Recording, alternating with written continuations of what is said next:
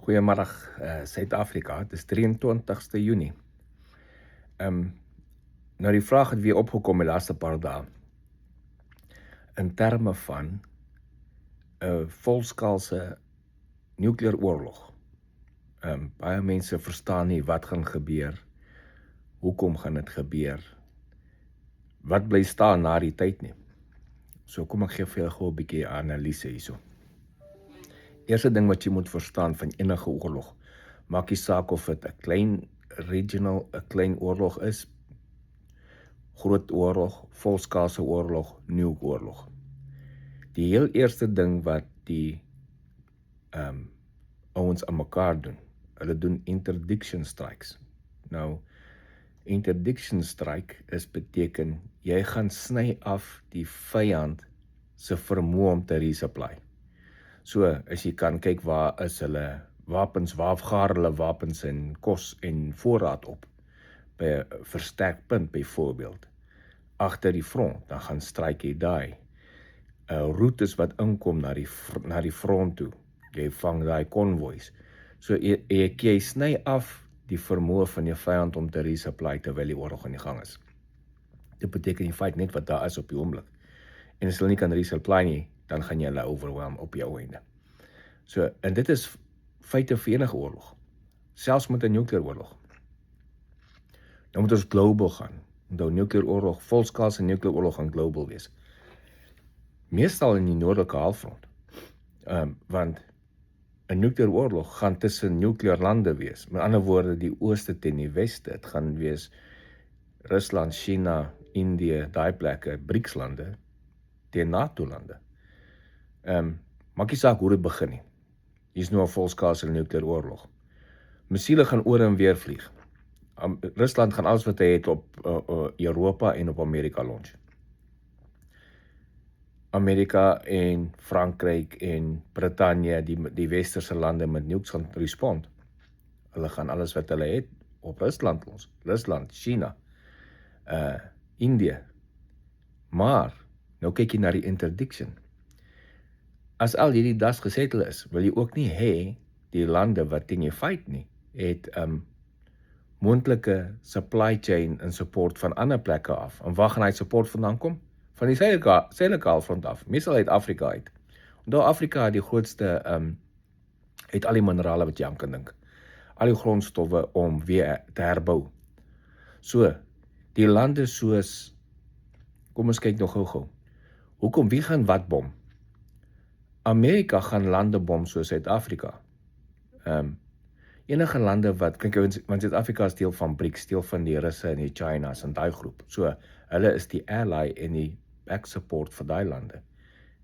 Die Chinese en die Russe en so sal ander lande in Afrika bom. Nou, hulle gaan nie noodwendig die hele land bom nie. Hulle gaan die havens bom en die industrial complexes. Met ander woorde, jy gaan die plek bom van waar af groot voorraad uitgery kan word of ingebring kan word, havens. Industrial plekke, factories wat kan omgeskakel word om wapens te bou, hulle gaan industrial plekke bou. So met 'n volskaalse nuukoorlog op die eerste dag al, gaan jy nou obviously baie missiele kry wat heen en weer vlieg in die noordelike halfrond, Europa gewoon, Amerika, meeste van Amerika gewoon, want Amerika daarmee vermoë en Europa om inkomende missiele af te skiet van die Russe en van die Chinas. En hulle, die ander kant het nie daai vermoë nie, maar dit beteken nie as haas afskiet nie, dat hulle gaan soveel lanceer, dit gaan die ding overwhelm anyway, so hulle gaan definitief klomp deurkom.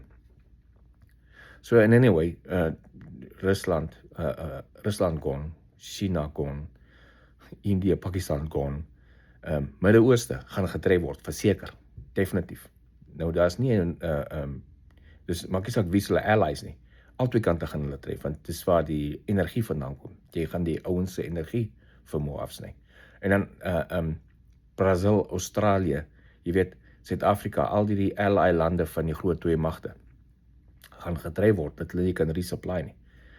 Hier is dit 'n volskaalse nukleêre oorlog, is dit globaal, jy gaan nie wegkom nie. Nou, Suid-Afrika byvoorbeeld, soos ek gesê het, Amerika gaan Suid-Afrika support, Kaapstad, Durban, PE, Oos-London, Richards Bay, die groot hawens, paar industriële plekke binne in die land. Die res van Afrika op Dar es Salaam, die groot ander Afrika ports gaan deur die ooste of die weste getref word, hang af wie se vyand. Dis wat ingekom met 'n volskaalse nukleêre oorlog. Het jy al gelees in die Bybel wat hulle sê op die einde van die tyd gaan daar fireballs oor en weer vlieg en nou obviously daai tyd deur die Bybel geskryf word, nie geweet van nukes nie. Wonder dit. My broer Jimmy het nou eendag juist daarvan gepraat. So dis wat dit is. Baie mense dink Suid-Afrika gaan enigste veilige plek in die wêreld wees na 'n nukeoorlog. Ongelukkig nie. Daar gaan nie enige veilige plek wees nie. Na al hierdie nukes afgegaan en reg oor die wêreld.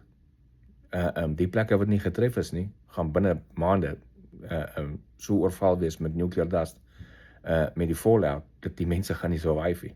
Lewe op die aarde is verby met 'n volskaalse nukleêre oorlog. Nie noodwendig almal op dag 1 nie, maar hier teen maand 6 gaan daar nie meer veel lewe op hierdie aarde wees nie. En dan gaan nie meer lewe op die aarde kan wees vir 10.000 jaar nie. So, gaan nie eendag 'n groot volskaalse oorlog kom? Kanse baie klein. Baie klein. As dit kom, gaan dit die einde van die aarde wees, verseker. Die hele aarde. Die einde van die hele aarde as dit kom. So, die groot magte wat baie nukes het, hulle sal nooit so oorlog begin nie, want hulle weet hulle self dood.